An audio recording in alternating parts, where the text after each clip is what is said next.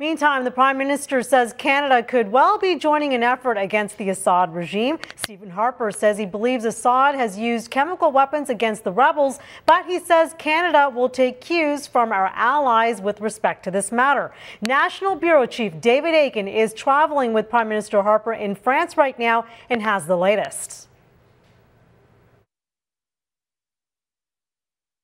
Well, I think the first place to start is that Canada, as usual, is following along with its allies. In this case, the United States, France, Great Britain. Last night, the United States saying it has finally come to the conclusion that certainly Syrian dictator Bashar al-Assad has used chemical weapons against his own people. So today, standing right beside French President Francois Hollande, Prime Minister Harper saying, yes, Canada now believes that al-Assad has gassed his own people.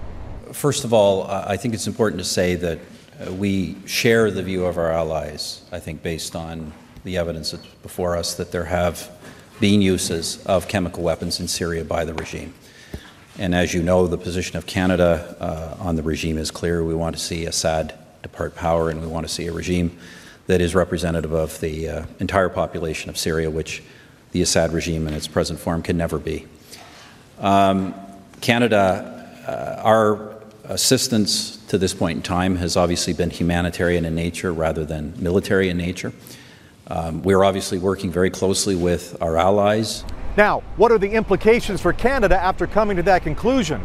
Well, not many right now. The United States yesterday saying they're ready to send small arms and ammunition to some opposition groups inside Syria. French President Francois Hollande saying right after the Prime Minister today that they had known all along that chemical weapons were being used, and in fact is saying that military pressure must be exerted on al-Assad. Not exactly clear what that pressure is. The French are very concerned that weapons may fall into the wrong hands if they go into Syria. In fact, just yesterday in Great Britain, when Prime Minister Harper was speaking to the British Parliament, that was the exact same thing he underlined, his concern about who's going to get the guns if they get into Syria.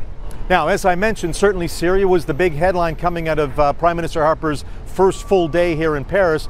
Just one other note, they did talk about this European Union-Canada free trade deal. Everybody says they want to get a deal done. Nobody knows when and how it's going to happen.